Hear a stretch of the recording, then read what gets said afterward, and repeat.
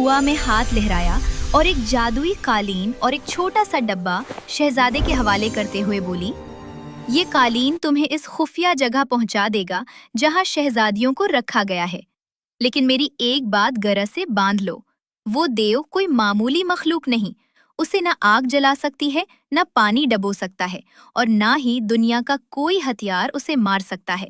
یہ طلسماتی ڈبہ ہے، جب تمہیں کوئی شدید مشکل پیش آئے تو تم اس ڈبے کو حکم دے کر اپنے لیے کچھ بھی مانگ سکتے ہو۔ یہ کہہ کر پری ہوا میں تحلیل ہو گئی اور غائب ہو گئی۔ شہزادہ عباس شاہ جادوئی قالین پر سوار ہوا۔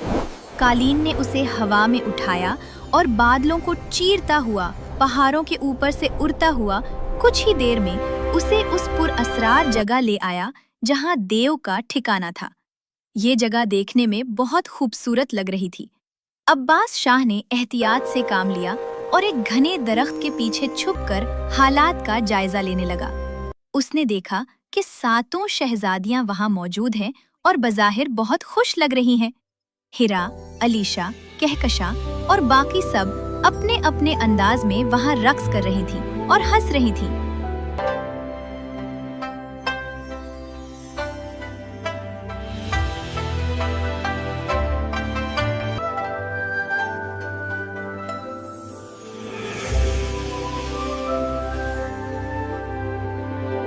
اتنے میں زمین لرزنے لگی اور وہ دیو وہاں آ گیا، لیکن جادو کے زیر اثر شہزادیوں کو وہ خوفناک دیو نظر نہیں آ رہا تھا، بلکہ انہیں اس کی جگہ وہی خوبصورت شہزادے دکھائی دے رہے تھے جو انہیں جھیل پر ملے تھے۔ پھر دیو وہاں سے کہیں چلا گیا۔ اس کے جاتے ہی شہزادیاں ایک عالی شان محل کی طرف بڑھیں اور اس میں داخل ہو گئیں۔ شہزادے نے چپکے سے ان کا پیچھا کیا تو دیکھا کہ اندر 7 سونے کے تخت سجے ہوئے تھے اور ہر شہزادی اپنے تخت پر بیٹھی تھی، لیکن شہزادے پر چونکہ جادو کا اثر نہیں تھا، اس لیے اسے حقیقت نظر آ رہی تھی۔ حقیقت یہ تھی کہ وہ کوئی محل نہیں بلکہ ٹوٹی پھوٹی جھوپڑی تھی، اور وہ تخت نہیں بلکہ گھاس پھوس سے بنی ہوئی گندی ٹوکریاں تھیں جن پر شہزادیاں بیٹھی تھیں۔ عباس شاہ سوچنے لگا کہ ان شہزادیوں کو اس خطرناک جادو سے کیسے آزاد کرایا جائے۔ پھر اسے پری کی دی ہوئی ڈبیا کا خیال آیا۔ جادو توڑ، دوا نکال۔ اچانک ڈبے میں سے ایک نائلی روشنی نکلی اور وہاں ایک چھوٹی سی شیشی ظاہر ہوئی جس میں شفاف پانی تھا۔ اب شہزادیوں کے کھانے کا وقت تھا۔ شہزادے نے موقع غنیمت جانا اور ان کے آنے سے پہلے چپکے سے ان کے کھانے میں وہ جادو توڑ دوا ملا دی اور خود پردے کے پیچھے چھپ کر دیکھنے لگا۔ جیسے ہی شہزادیوں نے کھانے کا پہلا نوالا لیا، دیو کا جادو کانچ کی طرح ٹوٹ گیا۔ اچانک ان کی آنکھوں سے پردہ ہٹ گیا۔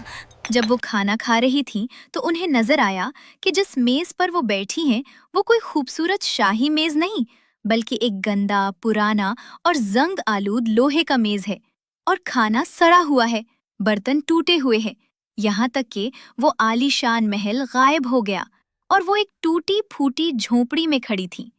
شہزادیاں خوف سے تھر تھر کانپنے لگیں اور چیخ کر بولے، یہ سب کیا ہوا؟ ہم کہاں ہیں؟ اتنے میں شہزادہ عباس شاہ ہمت کر کے ان کے سامنے آیا۔ اس نے شہزادیوں کو تسلی دی اور ساری حقیقت بیان کی کہ کیسے وہ دیو کے جال میں پھنسی تھیں۔ حقیقت جان کر شہزادیاں خوف زدہ ہو گئیں۔ علیشا روتے ہوئے بولی، اب کیا ہوگا؟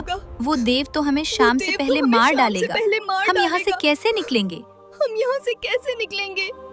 شہزادہ عباس نے انہیں حوصلہ دیا اور بولا، آپ لوگ گھبرائیں نہیں، جب تک میں زندہ ہوں میں آپ سب کو کچھ نہیں ہونے دوں گا، لیکن ہمیں عقل سے کام لینا ہوگا اور یہ سوچنا ہوگا کہ دیو کو کیسے ختم کیا جائے، کیونکہ پری نے بتایا تھا کہ دیو اتنا طاقتور ہے کہ اسے آگ، پانی اور تلوار سے نہیں مارا جا سکتا۔